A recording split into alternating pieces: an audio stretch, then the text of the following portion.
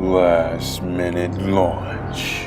ME-2110 mission to Mars 2, where failure is not an option. This summer, Haley Clark, Miriam Martinez, Miles Parker, and Paul Rarick. Save our soul. The goal of the design project, Mission to Mars 2, is to design a machine that will earn the maximum number of points in each round of the competition.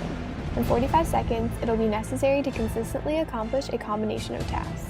1. Clearing the habitat area of boulders. 2. Collecting supply crates. 3. Landing spacecrafts in a marked safe zone. 4. Retrieving astronauts or rovers. And 5. Returning the machine to safety. The contest consists of many restrictions and challenges such as limited power sources, a size constraint, a $100 budget, uncertainty of other machines' performances, as well as track variations. The allocation of power sources was addressed on a weekly basis as the team developed a better understanding of the strengths and weaknesses of the subsystems. The requirement to fit in the go, no-go box made it essential for the team to determine which combination of tasks would be the best method for consistently obtaining a maximum number of points in each round. The challenge of not knowing how other machines would compete led to a high prioritization of delivering the spacecrafts and egressing, as these tasks are independent of other machine performance. Uncertainty due to track variations led to using a 1/4 inch removable platform that can be added under the robot to slightly increase its height, ensuring the long arm switch can detect beacons on all tracks. Essential requirements are shown in this house of quality. Engineering requirements that receive the highest relative weight are 1. Limiting the number of power sources. This helped not to overcomplicate the setup and increase reliability. 2. Maximizing the use of a reliable trigger. This helped to avoid disqualification. And 3. Minimizing the time it takes to reach the mountain ridge. This increases the probability of obtaining astronauts or rovers. Taking these requirements into consideration while developing solutions for the tasks, Team Last Minute Launch decided to focus on 4 of the 5 subtasks for the final design. This included 1. Landing 4 spacecrafts, 2. Collecting crates, 3. Retrieving astronauts or rovers, and 4. Egressing. Using this 4-task focused strategy helped design a reliable machine that consistently obtained 98 points. As you can see, this is a point value analysis chart, and it is proven that the optimal number of subfunctions to focus on is 3, the 3 being retrieving astronauts or rovers, egressing, and landing spacecrafts. 3 is the optimal number because it gives enough time to focus on testing reliability, fixing coding errors, and implementing the use of only the most reliable power component, so success rate is 100% for these subfunctions. Increasing the number of subfunctions decreases success rate and thus only increases overall point value by a small percentage. So Last Minute Launch concluded to focus on only 3 of the subfunctions, and then once those were perfected, adding a crate arm to give the team a few crates each round and defend them from competitors. SOS contains a removable base to accommodate for the height difference of each track. It has 2 main subsystems, the Mountain Ridge and the Supply Crate subsystem. The Mountain Ridge subsystem is held back by the arm that retrieves the astronauts and rovers and a piece of foam. The first pneumatic actuator will push the platform that contains the spacecraft holder and the arm to retrieve the astronauts and rovers towards the mountain ridge. The second pneumatic actuator will push forward the supply crate arm, which consists of 2 mouse traps and swing arms to collect the supply crates. The string attached to the arm will retract the arm 2 inches after 7 seconds. Under the platform, there is a long arm switch that detects the beacons.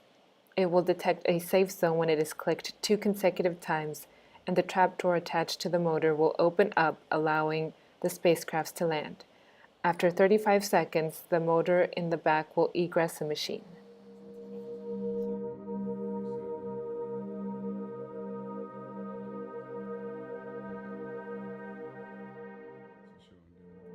The team separately came up with their own CAD designs. Each design was evaluated for its robustness, reliability, and time required to reach the mountain ridge.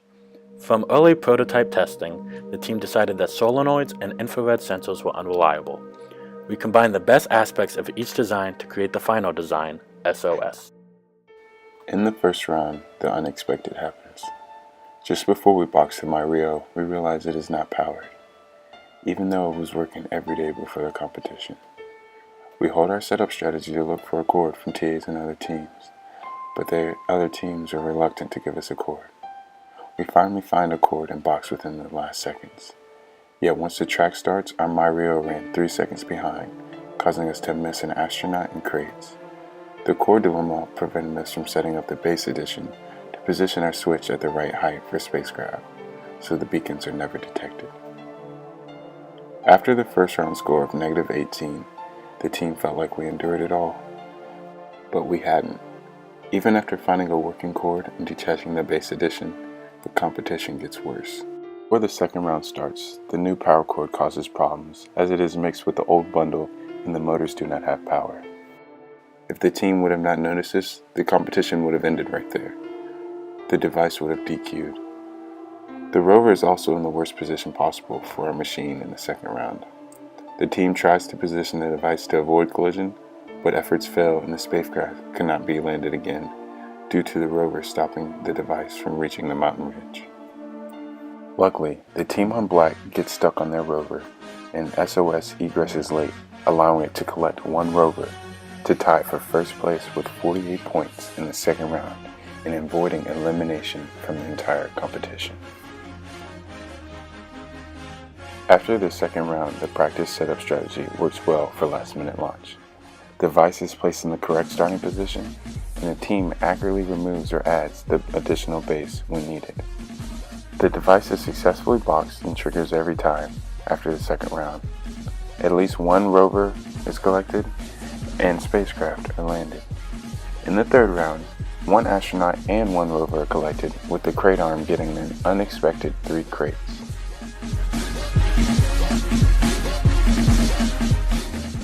Then, in the fourth round, the crate arm successfully defends 4 crates from the opposing team in blue.